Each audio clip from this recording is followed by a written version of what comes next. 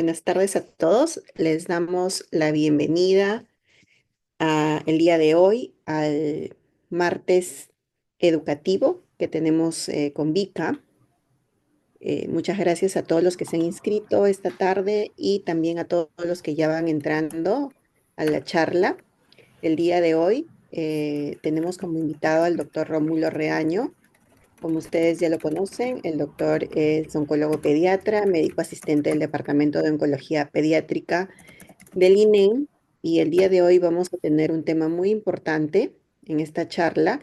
El doctor nos va a hablar acerca de la toxicidad asociada a la quimioterapia. Bienvenido, doctor Reaño, y muchas gracias por su participación. Podemos empezar la charla. Sí se ve. Muy buenas tardes con todos. Se me solicitó atender este tema en cuanto a la toxicidad relacionada al tratamiento oncológico. Mi nombre es Rómulo Reaño Novoa, trabajo en neoplásicas desde el año 2015. Ya llevo unos 10 añitos ahí, imagínense. La toxicidad relacionada al tratamiento oncológico en realidad es un tema bastante frecuente dentro de nuestra vida como oncólogos, puesto que es uno de los pilares fundamentales para que nosotros podamos llevar a los pacientes hacia el éxito del tratamiento. La sobrevida de estas enfermedades ha mejorado sustancialmente con respecto a lo que yo había visto hace 10 años o mucho más atrás. Pero el tratamiento también tiene un costo en términos de toxicidades tanto agudas, es decir, como al inicio, o es decir, de forma inmediata como a largo plazo. Lo que nosotros debemos hacer es equilibrar el control de la enfermedad y la toxicidad. Es decir, yo necesito colocar el tratamiento, tengo que afrontar y resolver los efectos secundarios y la toxicidad. Y este equilibrio entre necesito colocar el tratamiento, pero también tengo que responder por la toxicidad del mismo, es lo que representa un desafío para nosotros los oncólogos pediatras. Conocer los mecanismos que nos llevan a esta toxicidad y los factores de riesgo en relación a esto son fundamentales. No todos los pacientes hacen cada cosa que está escrita en los encartes o está en internet, que dice que los medicamentos pueden producir con nosotros.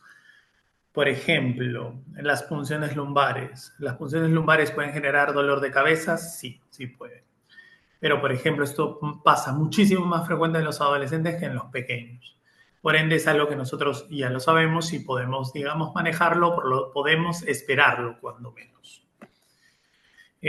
Como ya les mencionaba, el objetivo del soporte es este triángulo entre tener una nutrición adecuada, manejar los síntomas, es decir, mejorar la calidad de vida, que no es lo mismo, por ejemplo, tener un paciente con muchas náuseas durante 4 o 5 días después de un medicamento como cisplatino, al haberle dado la medicación, digamos, adecuada o por lo menos necesaria para él, y podamos tenerlo con un mejor estándar, una mejor calidad de vida en esos días y poder mejorar su alimentación, lo cual interactúa con la nutrición y también al nutrirnos adecuadamente también interactúa con la disminución de la posibilidad de infecciones.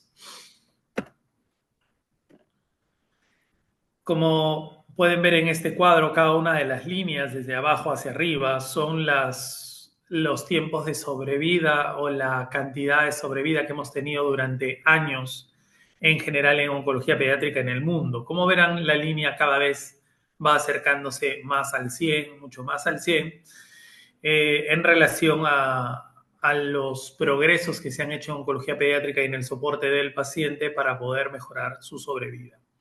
El 80% de los niños con cáncer sobrevivirán en pacientes de ingresos altos. Lamentablemente, solo alrededor del 20% de niños con cáncer en algunos países de ingresos bajos o medianos van a sobrevivir. Nosotros estamos dentro de los medianos a altos, así que en realidad es un poco más en nosotros. pero esa es la realidad que otros países, inclusive que están más abajo que nosotros, deben afrontar. ¿Cómo mejoramos entonces la supervivencia en los pacientes en el cáncer infantil? Un diagnóstico oportuno que nos hará no tener enfermedades bastante avanzadas en el diagnóstico, avances en los métodos diagnósticos y en su categorización o en la estratificación de los pacientes, es decir, como algunos ya nos han escuchado en consultorio, por lo menos nos han visto, por lo menos han leído en algunos casos. Existen estratificaciones de riesgo, existen clasificaciones del 1 al 4 dependiendo de la enfermedad, y lo cual nos va a permitir dar un tratamiento más adecuado para cada grupo o subgrupo de estos. Los tratamientos, por ende, serán más efectivos, podremos dirigir nuestro soporte clínico de forma más adecuada y cada vez vamos integrando más actores en el trabajo multidisciplinario. Por ejemplo, la unidad de oncología pediátrica, la unidad de cuidados paliativos, por ejemplo, enfermería, por ejemplo, psicología, por ejemplo, nutrición, radioterapia, cirugía y la articulación correcta del trabajo integrado entre todos estos actores van a generar una mejor sobrevida y una mejor calidad de vida para estos pacientes y por ende una disminución en la mortalidad relacionada al tratamiento. Tenemos momentos de intervención previos al tratamiento, que todo lo que tiene que ver con el diagnóstico, durante el tratamiento, que tiene que ver con todo lo que supone los cuidados durante la quimioterapia, el control de los síntomas, el manejo oportuno de infecciones, la educación del paciente y la familia, que este acápite es sumamente importante. Y posterior al tratamiento, para observar la detección oportuna y el manejo de las secuelas. La toxicidad secundaria al tratamiento puede ser muy variada, de múltiples presentaciones y de muchos momentos en los cuales pueden ocurrir. No necesariamente todos van a ocurrir de misma forma, no necesariamente todos van a ocurrir en el mismo paciente, no necesariamente todos van a ocurrir igual en cada ciclo de quimioterapia. Nosotros podemos esperar realmente diversos efectos secundarios en el mismo paciente en momentos distintos. Así que si bien podríamos pensar que cada niño tiene cierto perfil, tal vez un niño es mucho más nauseoso que otro, eso sí, pero no, por ejemplo con la caída del cabello, ¿no? El cabello se puede caer, en efecto, pero puede pasar que no sucede en la primera dosis, sino en la segunda, o en otros casos en la tercera o en la cuarta, o en el tercer mes. O como en algunos muy contados casos puede no suceder. Entonces, en realidad es muy indistinto en cada paciente y por ende no necesariamente se puede plantear digamos que una ley o una norma sobre eso. Es fundamental anticipar y manejar estas toxicidades y de esta forma vamos a minimizar los efectos adversos, optimizar la calidad de vida y nuevamente mejores resultados a largo plazo. Todo ello mucho más sencillo cuando existe un enfoque multidisciplinario. Van a existir, o por lo menos para nosotros en términos concretos, una estadificación de estos riesgos, o mejor dicho, de estos grados de efectos secundarios del 1 al 5, donde el 1 son leves, síntomas leves, donde solamente requiere solo observarse, donde no está indicado hacer ninguna intervención, moderados cuando hay una intervención mínima, local o no invasiva indicada, limita las actividades instrumentales de la vida diaria del paciente ajustada por edad. En el grado 3 es cuando este es grave, pero no amenaza la vida del paciente, termina indicando o requiriendo hospitalizarse o quedarse hospitalizado y obviamente limita las actividades del paciente.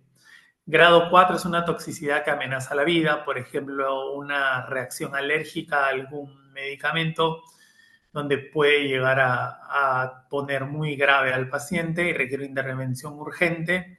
Y grado 5, lamentablemente, es cuando el paciente fallece por ello. Existen agudas durante o inmediatamente después del tratamiento y las crónicas, o por lo menos las más lejanas, son las que aparecen meses o años después del tratamiento.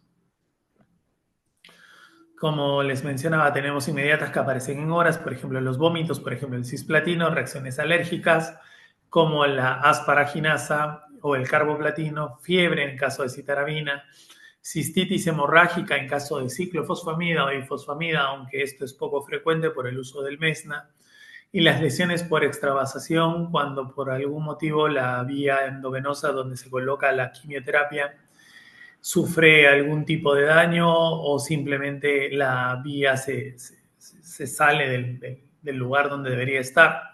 Y esto puede generar daño en la piel. En el caso de los alcaloides de la vinca, que quiere decir vincristina, que quiere decir vinblastina, que quiere decir vinorelvina, y los antraciclínicos, que quiere decir en este caso daunorubicina, doxorubicina, hidarubicina, mitoxantrona. En el caso, por ejemplo, ya no es inmediato, sino es precoz, como la bajada de las defensas que nosotros conocemos, que se llama mielotoxicidad. Más que todo, mejor dicho, no más que todo, pero uno de los ejemplos más clásicos son los antraciclínicos, que ya los habíamos mencionado, como doxorubicina o daunorubicina. Mucositis, en el caso del uso de metotrexate, que va a aparecer hacia los 3, 4, 5 días. Hiperglicemia o el aumento del azúcar, en el caso de asparaginasa, o el uso de corticoides como dexametasona. Hipertensión arterial cuando usamos corticoides. O, por ejemplo, hipomagnesemia, que quiere decir que el magnesio los niveles de magnesio se bajan en la sangre y puede estar en relación al uso de cisplatino.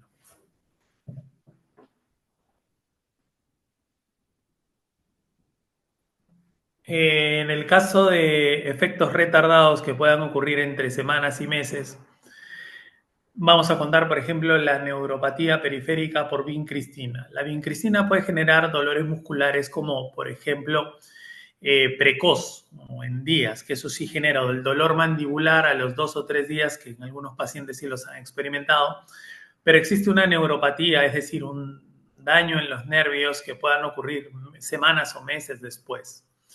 Es raro, es sumamente raro, pero sí puede suceder.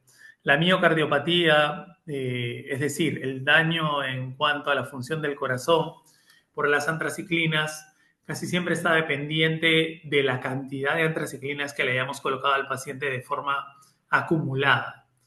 No quiere decir necesariamente siempre solamente sea en dosis acumulada, a veces puede suceder mucho tiempo más allá de lo que nosotros hubiéramos podido seguir o controlar al paciente y bueno, notarse, ¿no? La bleomicina, que está incluida, por ejemplo, en los protocolos de los tumores de células germinales, podría ocasionar fibrosis pulmonar, pero normalmente suele ser mucho tiempo más adelante. Ototoxicidad producida por cisplatino puede, digamos, afectar alguna parte de la calidad de la audición. Esta puede ser, digamos, es muy variable, puede aparecer muy pronto como puede aparecer muy, muy lejos.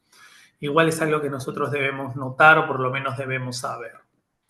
Y tardía en meses o en años, lamentablemente hay efectos como la miocardiopatía ya mencionada o la fibrosis que puede pasar o la esterilidad inclusive como el uso de alquilantes como ciclofosfamida o difosfamida. Normalmente los pacientes cuando acaban el tratamiento con este uso de estos medicamentos solemos hacer los controles o el seguimiento por parte de endocrinología o simplemente monitoreamos el desarrollo del paciente tratando de observar si es que hay algún retraso en el desarrollo del mismo. En el caso de la toxicidad, por ejemplo, en solo la piel podemos tener eritema, es decir, que se nos ponga roja la piel, sarpullido, digamos, como por ejemplo cuando hay reacciones alérgicas, cerosis, la boca seca, descamación o prurito, caída del cabello, que es la alopecia. El cambio de coloración de piel y uñas, que es algo bastante frecuente, pero que realmente no tenemos alguna solución directa contra eso en particular. Las zonas hipo o hiperpigmentadas, casi siempre en los nudillos de las manos. El desarrollo de úlceras o fisuras en la piel, fotosensibilidad, por ejemplo, en el caso de metotrexate, o inclusive dermatitis secundaria, por ejemplo, a la radioterapia. ¿Cuáles son las medidas, digamos, más básicas que podemos hacer? Humectar la piel, no exponernos al sol, el uso de protector solar y tratar la piel con delicadeza con artículos de limpieza suaves. En cuanto a las lesiones por extravasación, como ya les había mencionado en algún punto, la vía donde se está recibiendo la quimioterapia se puede salir del lugar y por eso tratamos digamos, de que el momento de la colocación de estos medicamentos sea relativamente corto, pero la gravedad va a depender mucho del fármaco y de la concentración del mismo. Puede existir una primera reacción inflamatoria local o flebitis, que es que se pone roja la zona y puede lamentablemente llegar a un grado de necrosis, es decir, destrucción parcial del tejido donde se ha colocado.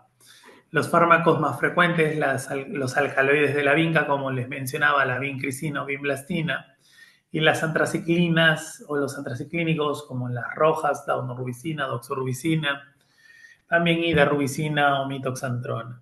Medidas preventivas, tengo que o debo de contar con el personal calificado y entrenado, número 1, para colocar la quimioterapia, número 2, para tratar este tipo de situaciones, tener un adecuado acceso venoso y una vigilancia estrecha del paciente durante la administración. ¿Qué se hace en estos casos? Es interrumpir, obviamente, la quimioterapia, tratar de aspirar la medicación y proceder al retiro y la elevación de la extremidad afectada. En la mayoría de los casos se aplicará frío local, excepto en el caso del uso de vincristina, porque mejoran con el calor local, al contrario. Y los antídotos recomendados en función del fármaco extravasado.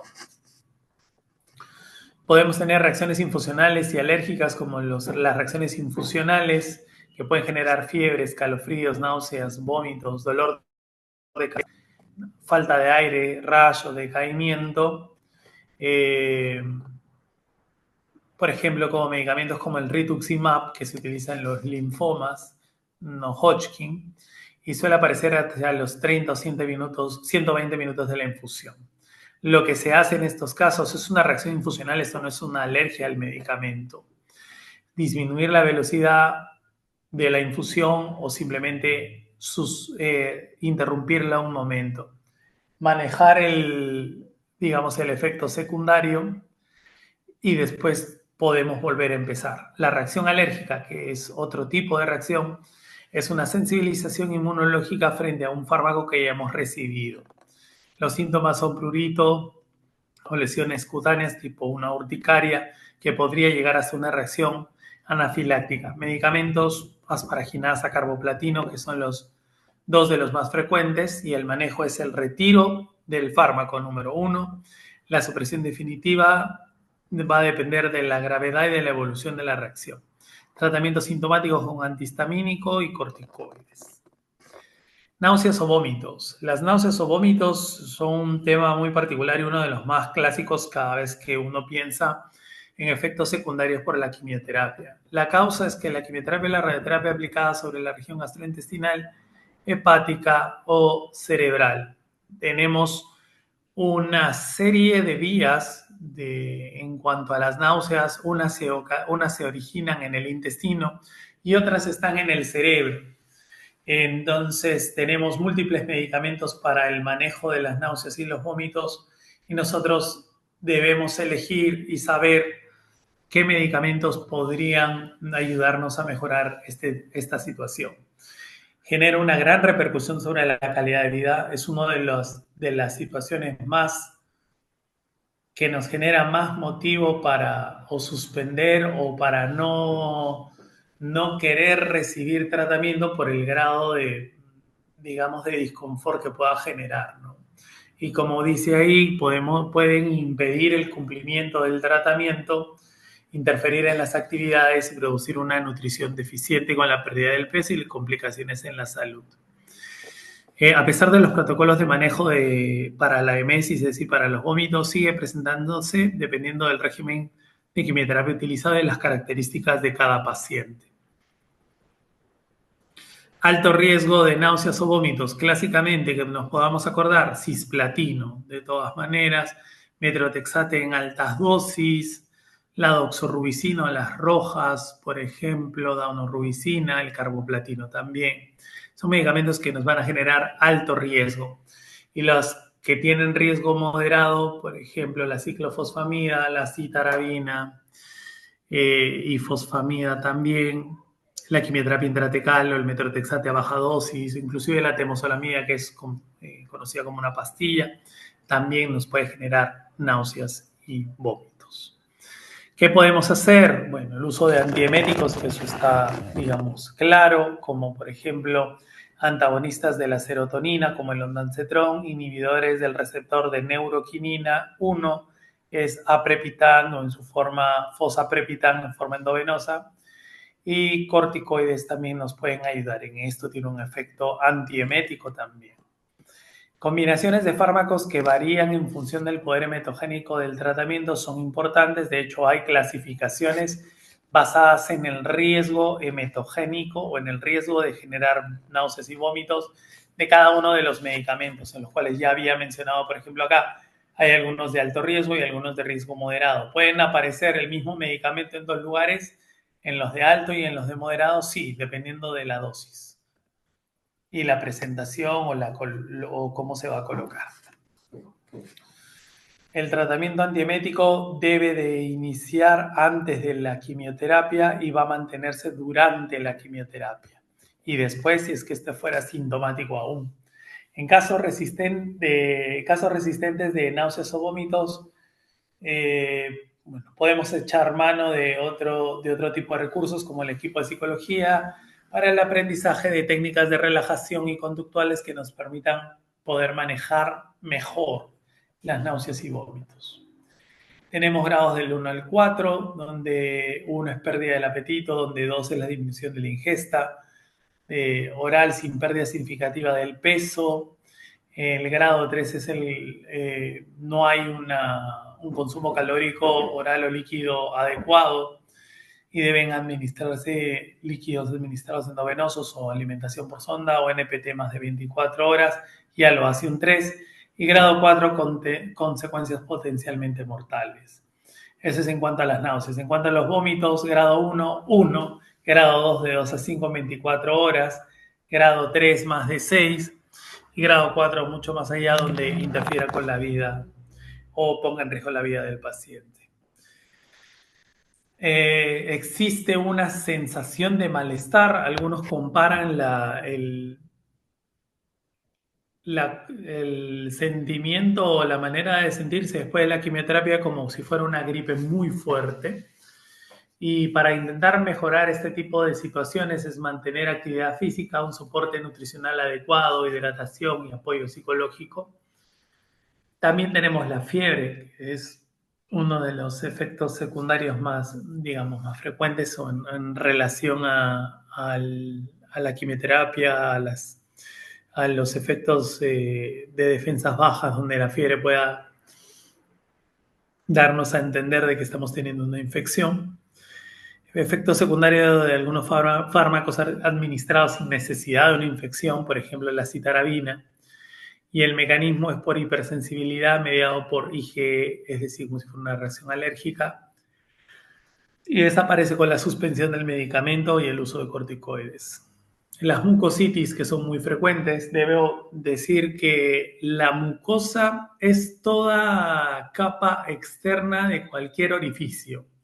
Por ejemplo, existe mucosa oral, existe mucosa nasal, que es toda la piel, digamos, toda la parte externa que está hacia adentro. Mucosa orofaringea, mucosa gástrica, incluso mucosa anal en el caso de la región, de dicha región. Factores de riesgo, mala salud dental, patología dental, es decir, cualquier compromiso dentro cualquier compromiso dentro de la boca nos puede originar un mayor problema, ¿no? Caries, enfermedad periodontal, radioterapia concomitante cerca de la cavidad, mejor dicho, radioterapia concomitante que pueda generar una mayor irritación de dicha piel, neutropenia, quimioterapia intensa también pueden llamar o jalar más mucositis y trasplante también. Algunos fármacos como metrotexate, como doxorubicina y algunos síntomas como la dificultad para alimentarse, la disfagia, es decir, el dolor o la molestia para pasar los alimentos La malnutrición, la deshidratación también son signos o más que todo consecuencias de la mucositis. Medidas preventivas es extremar la higiene oral, realizar enjuagues con bicarbonato, tratando de mantener un equilibrio dentro de la cavidad oral. No quiere decir de que no vayan a haber gérmenes y no vayan a haber hongos en nuestra cavidad oral, de hecho siempre la hay. El tema o el problema es que con defensas bajas estas poblaciones empiezan a hiperpoblar toda la zona. Gravedad, grado 0, no mucositis, grado 1, eritema, dolor moderado, úlceras no dolorosas, grado 2, eritema con edema y úlceras dolorosas, pero que permiten la ingesta oral. Grado 3, no es posible la ingesta oral. Grado 4, requiere nutrición enteral o parenteral. Diarrea puede ser frecuente, obviamente disminuye la calidad de vida, es una complicación importante como deshidratación o alteraciones electrolíticas y condicionan reducciones, retraso o descontinuar los tratamientos oncológicos. ¿Qué fármacos? Más que todo docetaxel, pero es muy poco frecuente en pediatría, fluoracil o muy poco frecuente en pediatría, pero irinotecan sí es frecuente en pediatría. Dasatinib y imatinib, pero no es el de dasatinib y imatinib no es algo, digamos, frecuente. Medidas preventivas, el monitoreo y el uso de cefixime o Maxicef, en el caso de irinotecan, en relación a en el momento que está recibiendo la quimioterapia. Tratamiento, puedes usar loperamida, de hecho, como les mencionaba, podemos usar antibióticos que nos ayuden a barrer la flora para que no suceda más daño. Y estas toxicidades van a condicionar reducciones y retrasos en el tratamiento. Los grados están allí, del 0 al 4, dependiendo de la intensidad. La toxicidad neurológica. En cuanto a la toxicidad neurológica, la frecuencia ha ido aumentando en el tiempo en relación a una mayor agresividad e intensidad del tratamiento en búsqueda de un aumento de la supervivencia. Tenemos algunos fármacos como por ejemplo el cisplatino o los antimicrotulo, que son por ejemplo los alcaloides de la vinca, la citarabina, que puede generar cerebrelitis, o es decir, una ataxia. Metrotexate, que es un medicamento que clásicamente va al sistema nervioso central, e ifosfamida, que también puede generar convulsiones inclusive. No vamos a poder prevenir la aparición de una neuropatía, porque es un poco, digamos, al azar la forma en que se presenta y en quienes se presentan. Pero podríamos ensayar una disminución de dosis o evitar la combinación de fármacos neurotóxicos con otros fármacos neurotóxicos. Por ejemplo, a veces se pueden combinar algunos medicamentos que hagan que el efecto neurotóxico sea mucho peor. Los efectos neurotóxicos pueden aparecer inmediatamente o mucho después. El daño no solo depende del fármaco, sino de la duración del tratamiento y de la dosis acumulada. La neuropatía periférica, que por ejemplo en el caso de la vincristina o vinblastina, o cisplatino o carboplatino, puede aparecer a las semanas después del tratamiento, ser dosis dependientes y una mejoría muy lenta pero progresiva después de cesar la quimioterapia. El mecanismo es que algunas de las alteraciones se producen en fibras de conducción nerviosa y una pérdida de la sensibilidad generalmente en las extremidades. El manejo es reducción de la dosis de quimioterapia o suspensión de la quimioterapia y en ocasiones se reanuda el tratamiento cuando desaparecen los síntomas. Manejo sintomático con analgésicos, medicamentos para el dolor más fuerte como los opiáceos o antidepresivos como amitriptilina, que también nos van a ayudar en ese tipo de situaciones y anticonvulsivantes también. Este es el más frecuente de los efectos secundarios que vamos a ver. La toxicidad hematológica está mucho en relación al medicamento y a la dosis. No, los quimioterápicos actúan no solamente sobre la célula tumoral, sino también sobre células sanas y en especial a las que tienen gran capacidad de replicación o renovación como nuestras defensas. Lamentablemente la mielosupresión o el hecho de que se nos bajen las defensas es el efecto más frecuente y más riesgoso y aparece habitualmente luego de la primera semana de tratamiento. puede llegar a afectar de forma importante la calidad de vida del paciente, inclusive llegando a retrasar el tratamiento o a hacer que se modifique. El tiempo y la duración de esto depende mucho del esquema y del paciente. Aquí están las cifras más o menos de defensa, leucocitos y plaquetas eh, por grados, ¿correcto?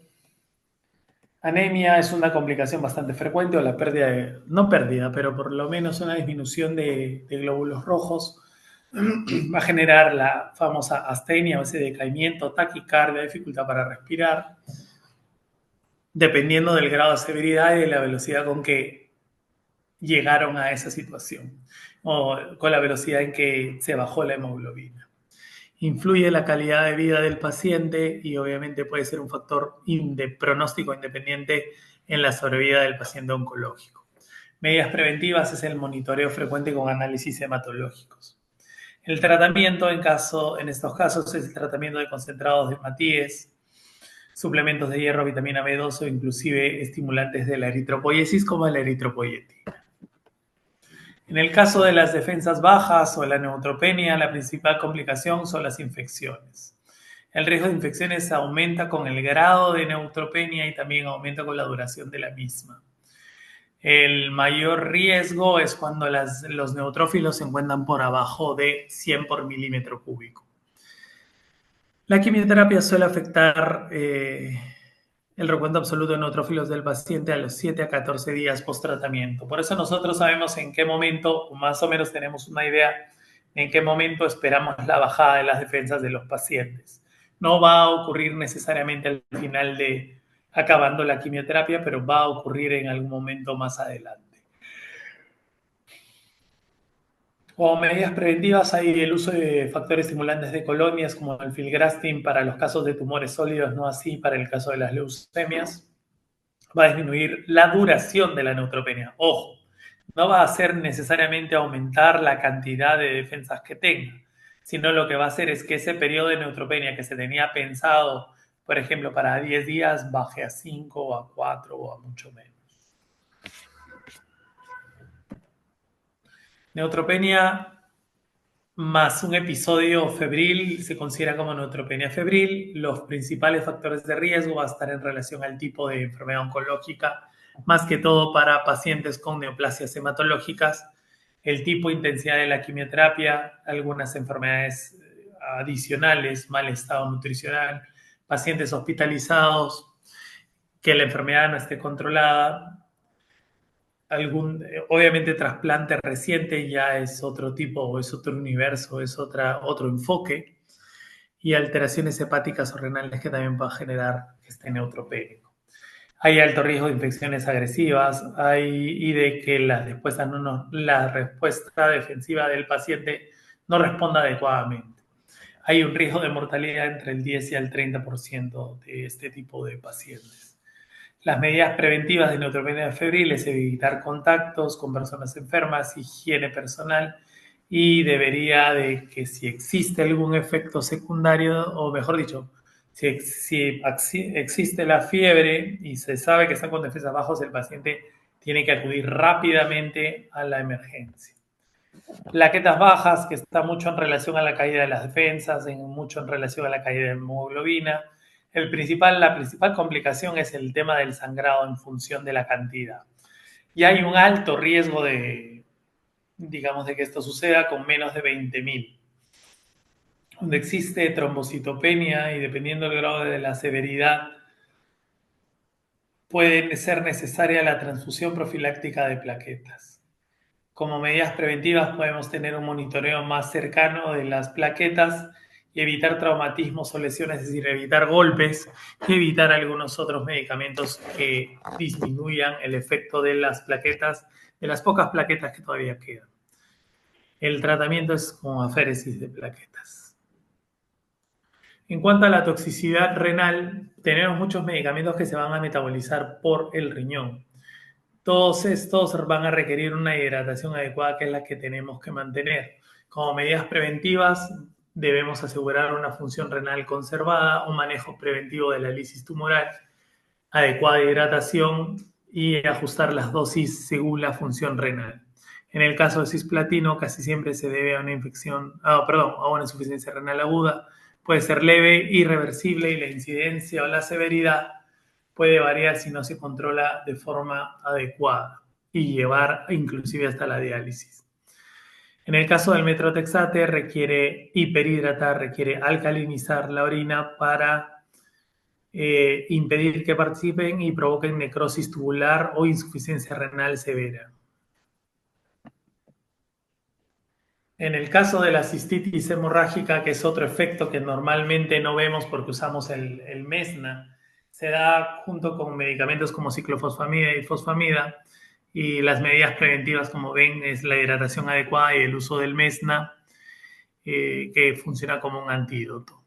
En el tratamiento debemos de hacer la suspensión de la quimioterapia, hidratación, mucha hidratación, analgésicos y antiespasmódicos.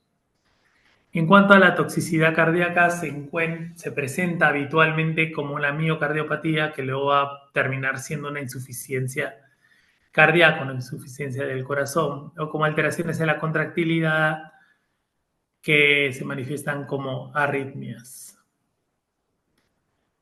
Los fármacos o algunos fármacos que pueden generar esto son las antraciclinas y producen un daño que es dosis dependiente.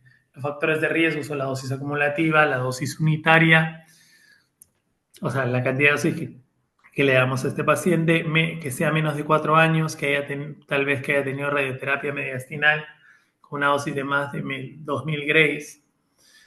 Patología cardíaca previa, peor aún, desnutrición y hipoalbuminemia. Y las medidas preventivas es limitar la dosis total acumulada, realizar ecocardios para saber cómo va la función renal y utilizar agentes cardioprotectores.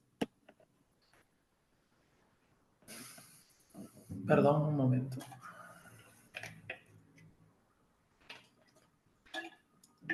Me seco. Dentro de las secuelas tardías del tratamiento podemos encontrar o anticipar según cómo se haya expuesto el paciente a los quimioterápicos, pero hay muchos factores que van a influir en esto, ¿no? Lamentablemente alguna cantidad de pacientes, poca, pero alguna, puede tener un segundo cáncer después del uso de algunos medicamentos que hoy por hoy son tremendamente necesarios para estos pacientes. Ciclofosfamida, difosfamida, etoposio, daunorubicina, doxorubicina, inclusive la radioterapia. Podemos tener problemas de reproducción y desarrollo sexual, por eso debemos seguir o realizar un seguimiento junto con endocrino al completar. Problemas con la audición cuando utilizamos cisplatino o carboplatino o utilizamos radioterapia en cabeza y cuello, también pueden atacar no sin querer, pero tratando de minimizar el daño, igual lo pueden hacer. Y problemas de crecimiento y desarrollo por una hipófisis afectada por radioterapia, afecta las hormonas sexuales y las metabólicas, y la radioterapia en huesos o músculos o partes blandas afecta el crecimiento. Otras toxicidades a largo plazo son los problemas de memoria y aprendizaje, más que todo por uso de radioterapia del sistema nervioso central o con algunos fármacos como el metrotexate a altas dosis. Problemas cardíacos, básicamente antraciclinas, o por el uso de radioterapia también. Problemas pulmonares o respiratorios con el uso de bleomicina, carmustina, lomustina, radioterapia y o cirugías en el tórax, también podemos tener ese tipo de problemas. Problemas de visión y de estructura ocular. Radioterapia, por ejemplo, puede generar esto, inclusive los trasplantes también pueden generar problemas de ese tipo. Y problemas psicológicos como ansiedad, depresión, aislamiento, insomnio, todas este tipo de situaciones van a generar toxicidad en el paciente o son parte de la toxicidad generada en estos pacientes. Nosotros a largo plazo tenemos que establecer programas de seguimiento para disminuir gravedad, para disminuir morbilidad, para disminuir mortalidad, a fin de que lleguemos a estos efectos tardíos a tiempo e implementar intervenciones tempranas para manejar problemas con la insuficiencia cardíaca o enfermedades metabólicas entre otros. Como conclusiones, tenemos que la toxicidad relacionada al tratamiento debe evaluarse a corto y a largo plazo. Es importante conocer los efectos secundarios asociados a cada tipo de medicamento y debemos anticipar y mejorar la toxicidad del tratamiento oncológico. Es un proceso dinámico, es colaborativo y requiere una atención constante y una comunicación efectiva en nuestro equipo multidisciplinario. Debemos limitar la toxicidad precoz y tardía, desescalando el tratamiento y mejorando el cuidado de soporte. Lograr minimizar su gravedad, mejorar la calidad de vida y disminuir las secuelas de tratamiento. Eso es todo. Muchas gracias. Quedo atento a alguna pregunta que puedan tener, si es que arreglamos lo del tema del audio. Ojalá que sí. Muchas gracias, Jackie Rómulo, por la Vives. exposición. ¿Me escuchas? Muchas gracias por la exposición. La verdad que, bueno, has hecho todo un recorrido por los Jackie. diferentes... Sí, sí, sí. ¿No me escuchas? ¿Me escuchas? No. Ya, por lo menos te veo, pero no te escucho. Ya. Bueno, muchas gracias, pues. Muchas gracias por la exposición. Eh, Nos has hecho un recorrido por todas las manifestaciones que puede presentar la quimioterapia en los pacientes, ¿no? Muy importante conocer los efectos inmediatos, ¿no? Y los efectos que se pueden presentar después de meses, años de haber tratado a nuestros pacientes, no solo con quimioterapia, sino también con radioterapia, inmunoterapia en algunos casos. eh, que se puede utilizar, o inclusive los tratamientos quirúrgicos que pueden dejar secuelas importantes en los pacientes. Si tienen, por favor, alguna pregunta para el doctor, la pueden colocar en la parte donde están preguntas y respuestas y él lo va a poder leer, Hola. va a poderlo leer y va a poder absolver sus dudas, ¿no?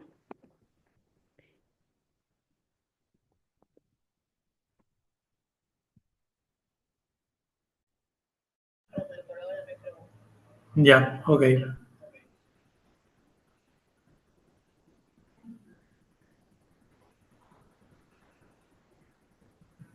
Bueno, mientras ustedes, es un tema muy amplio en realidad. Podríamos pasar varias charlas hablando sobre muchísima información actualizada, ¿no? Hasta hace, el doctor, como mencionó al principio, ya tiene Aquí 10 hay una años. pregunta. A ver, ¿dónde está? Hay una pregunta que dice, paciente que presenta fiebre con escalofríos, ¿es recomendable dar antipirético antes o después? Le pregunta Bueno, Gisela. cuando se presenta fiebre con escalofríos, es recomendable administrar el antipirético antes, por ejemplo, en algunos medicamentos como rituximab, cuando nos ocurre este tipo de situaciones. Normalmente solemos dar como premedicación dentro de eso los antipiréticos. Entonces, en realidad lo hacemos antes. Inclusive si sucediera en el camino o durante ello o durante la quimioterapia, podemos utilizar otros antipiréticos también.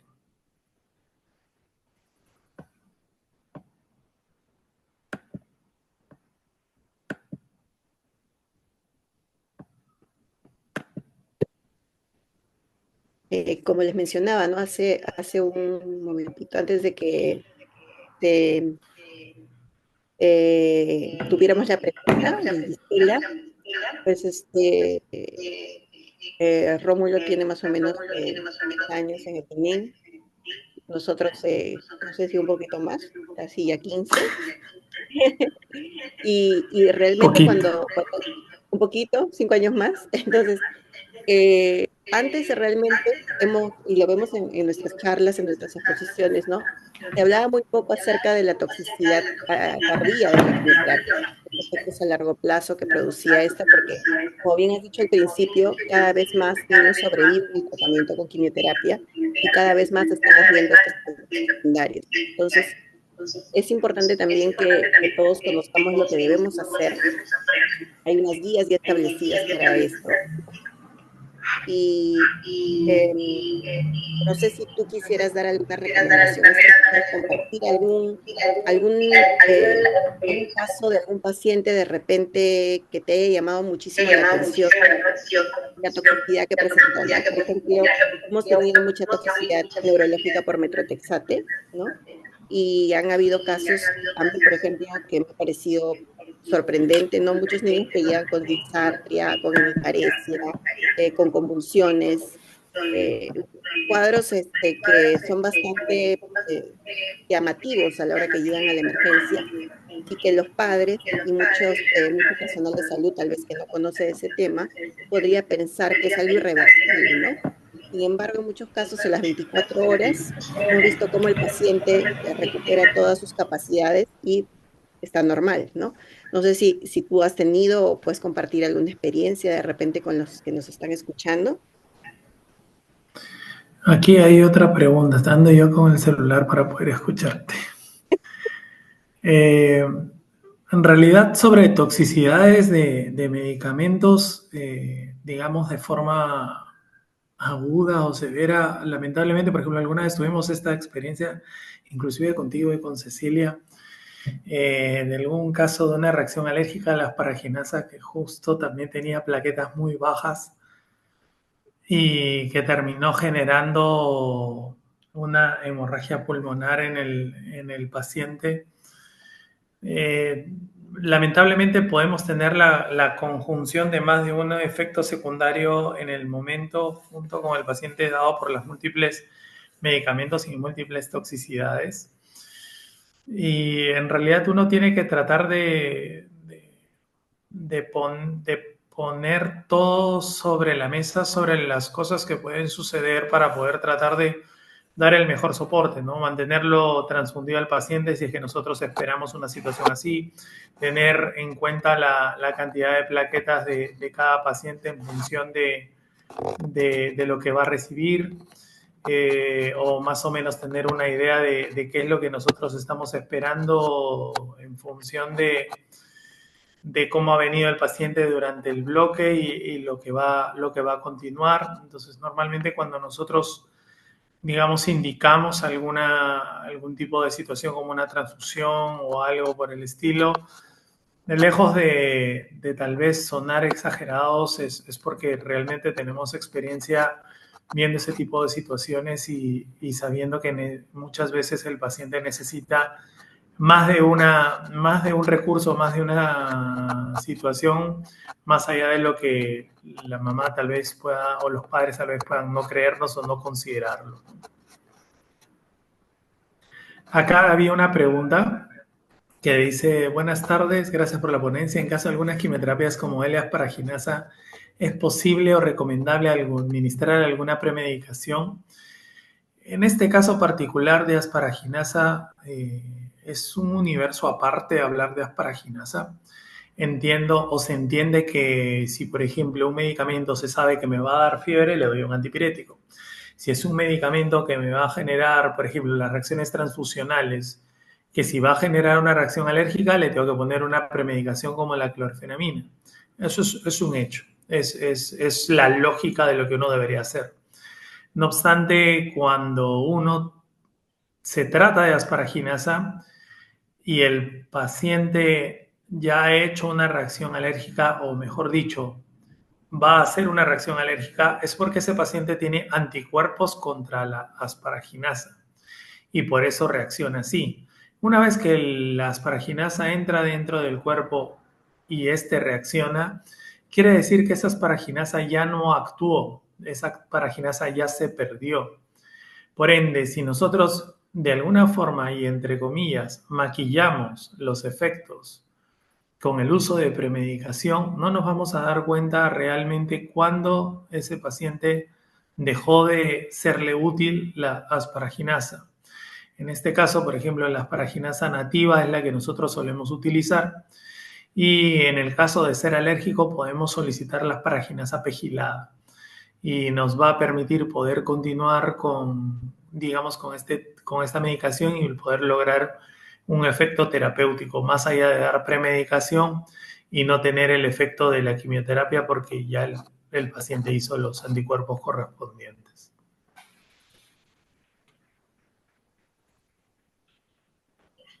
Tenemos más preguntas. En el INEN están realizando pruebas de sensibilidad ante la administración de algunos agentes quimioterápicos.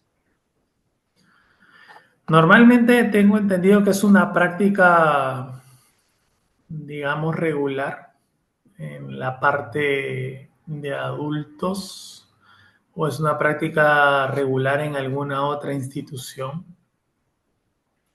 No obstante, debemos de contar que en nuestro caso particular los pacientes son niños y suponer o hacer pruebas terapéuticas quiere decir inyectarle al paciente para ver si es que hace reacción o no hace reacción.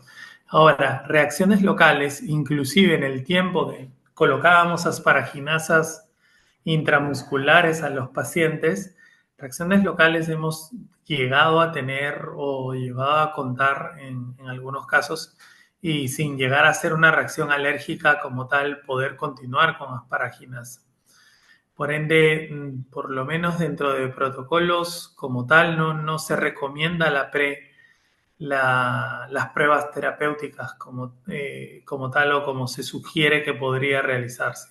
Por ende, nosotros no lo hacemos. Sin duda, el personal de enfermería está capacitado para identificar este tipo de situaciones y actuar en consecuencia en el caso de una posible reacción alérgica. Por ende, podemos contar con el soporte adecuado de poder manejar la reacción alérgica de forma diligente, adecuada y totalmente solvente. Tenemos otra pregunta también. Nos preguntan, ¿cuánto tiempo antes de iniciar una quimioterapia monoclonal recomiendan administrar el antipirético?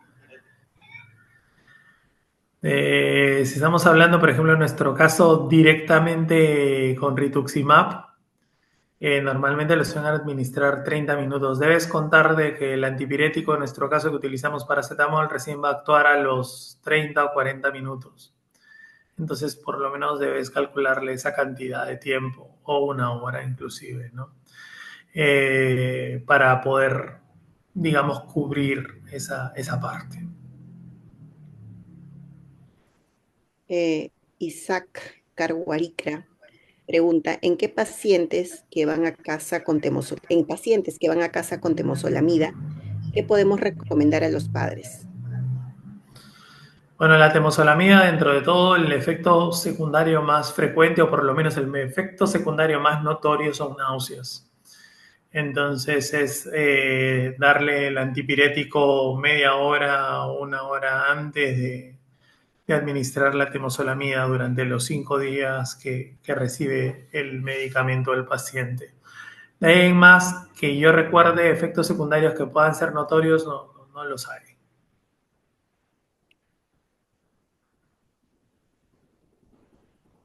¿Alguna pregunta más por ahí?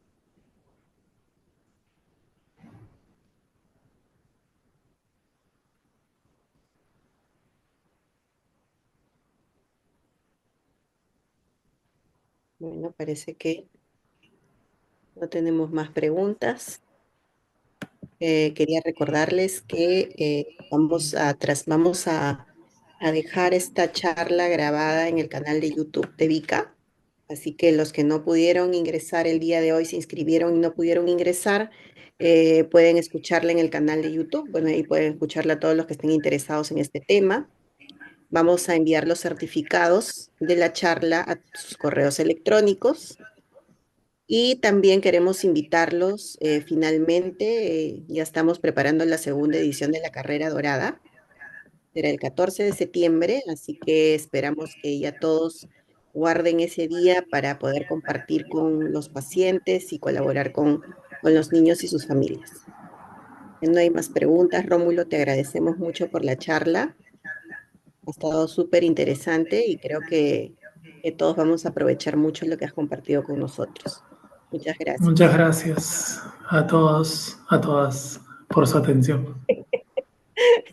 Gracias, nos vemos. Muchas Nos gracias. vemos, que tengan buena noche.